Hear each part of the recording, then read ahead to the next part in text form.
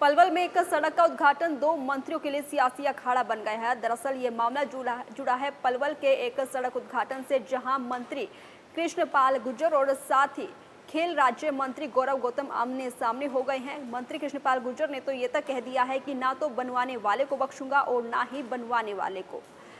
26 जून को खेल मंत्री गौरव गौतम इस सड़क का पहले उद्घाटन कर चुके हैं और आज यहाँ पर केंद्रीय मंत्री कृष्णपाल गुर्जर पहुंचे थे और ऐसे में इस सड़क उद्घाटन को देखकर मंत्री कृष्णपाल गुर्जर काफ़ी ज़्यादा गुस्सा हो गए और उन्होंने खुलेआम ये कह दिया कि ना तो बनाने वाले को बख्शूंगा और ना ही बनवाने वाले को। पलवल के चिरवाड़ी गांव में 60 लाख रुपए की लागत से बन रही खेतों की रास्ते की सड़क का उद्घाटन जो है राजनीतिक खींचतान का कारण बन गया है। हरियाणा सरकार के खेल राज्य मंत्री गौरव गौतम 26 जून को इस रास्ते का उद्घाटन किए जाने के महज 3 दिन बाद केंद्रीय राज्य मंत्री कृष्णपाल गुर्जर भी उसी कार्यस्थल पर पहुंचकर फिर से नारियल फोड़कर उद्घाटन कर बैठे। इस घटनाक्रम के बाद से दोनों मंत्रियों के बीच गहराई खींचतान अब सार्वजनिक मंचों से भी सामने आने लगी है। वहीं गांव के लोगों ने जब निर्माण कार्य में अनियमितता की शिकायत केंद्रीय मंत्री से की तो उन्होंने कड़े शब्दों में कहा कि अगर कार्य में कहीं भी मानकों का उल्लंघन हुआ तो ना तो बनाने वाले को बख्शूंगा और ना ही बनवाने वाले को। मंत्री कृष्णपाल गुर्जर ने कहा कि मैं अपने लोकसभा क्षेत्र को मंदिर और हर एक वोटर को मंदिर में बैठे भगवान की तरह मानकर पूजा करता हूं। पैसा मेरा या किसी और का नहीं, ये देश की जनता का पैसा है, इसकी एक एक पाई का हिसाब देना होगा। उन्होंने साफ कहा कि रास्ते के निर्माण की घोषणा लोकसभा चुनाव से पहले ही कर दी गई थी, इसके लिए बजट भी पास हो चुका था। विरोधियों के प्रति नरम लेकिन साफ संदेश कृष्णपाल गुर्जर ने कहा कि यहाँ मोहन गांव के लोग भी बैठे हैं जिन्होंने चुनाव में मेरे खिलाफ धरना दिया और वोट नहीं दिए, लेकिन मैं बदले की भावना से काम नहीं करता। सवाल वोट का नहीं बल्कि आने वाली पीढ़ियों के भविष्य का है। साथ ही उन्होंने कहा 2047 में जब भारत आज़ादी के 100 साल पूरे करेगा तब ये देश विश्व की सर्वोच्च आर्थिक शक्ति होगी। कांग्रेस पर निशाना साधते हुए उन्होंने कहा कि जब कांग्रेस ने देश छोड़ा तब भारत 10वें स्थान पर था, आज हम 4वें स्थान पर हैं और 2 सालों में तीसरे पर होंगे।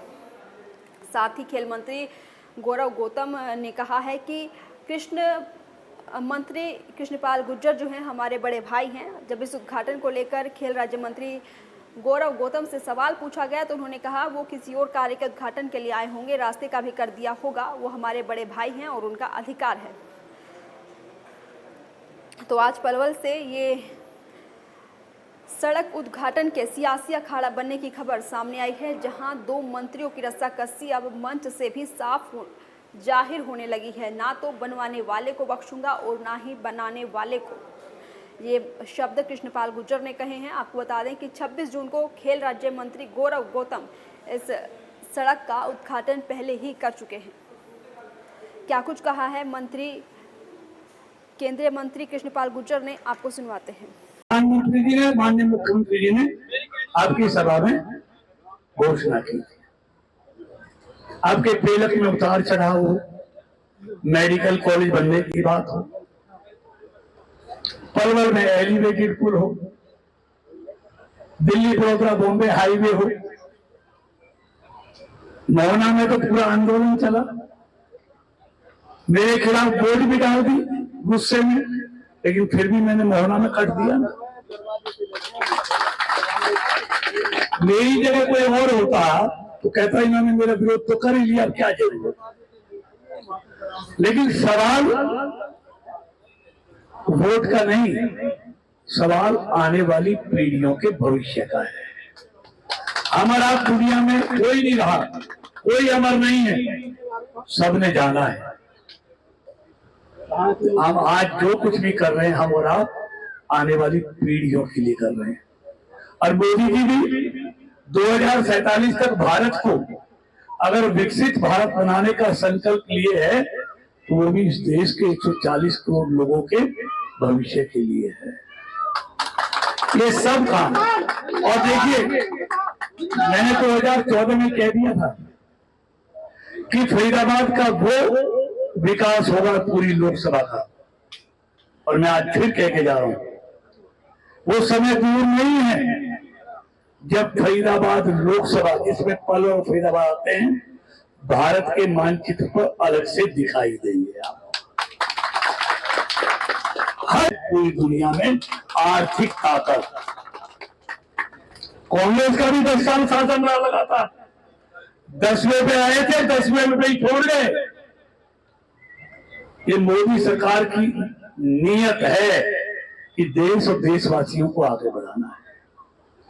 इसलिए पहले 10वें से 5वें पे आया और अभी IMF की रिपोर्ट बन गई है, जारी होने वाली है।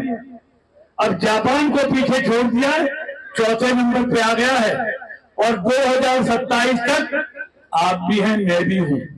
कल क्या हो जाए पता नहीं, लेकिन 2027 तक जर्मनी को भी पीछे छोड़कर दुनिया की तीसरी ताकत भारत बनने जा रहा है।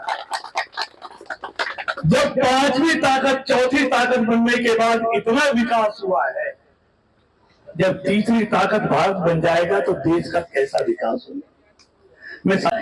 मेरे लिए ये लोकसभा क्षेत्र सिर्फ वोटों की मंडी नहीं है। मैं अपने लोकसभा क्षेत्र को मंदिर के रूप में देखता हूं और इस लोकसभा क्षेत्र में रहने वाले हर व्यक्ति को मैं मंदिर में बैठे हुए भगवान के रूप में देखता हूं।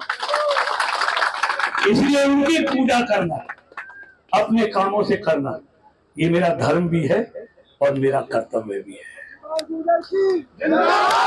इसलिए मैं ज्यादा नहीं कहना चाहता, मैं सिर्फ इतना विश्वास दिलाता हूं आपको अपनी पार्टी की तरफ से भी, आदरणीय नरेंद्र मोदी जी की तरफ से भी, आदरणीय अपने नायब सैनी जी की तरफ से भी और अपने चुने हुए सभी साथियों की तरफ से हम सब मिलकर इस लोकसभा क्षेत्र के विकास में कोई कमी नहीं रहने देंगे। और ये समय आपको अपने आप पहले भी बताया है, आगे बताएगा, बोलने से कोई फायदा नहीं है। और सरपंच साहब ने जो भी मांगे की हैं बारी बारी से उन सबको पूरा कराएंगे, ऐसा मैं आपको कहना चाहता हूँ। एक बार पुनः आप ऐसे खराब मौसम में भी इतनी बड़ी संख्या में आए, मैं हृदय से आपका धन्यवाद करता हूँ। बहुत बहुत धन्यवाद। भारत माता की, भारत माता की।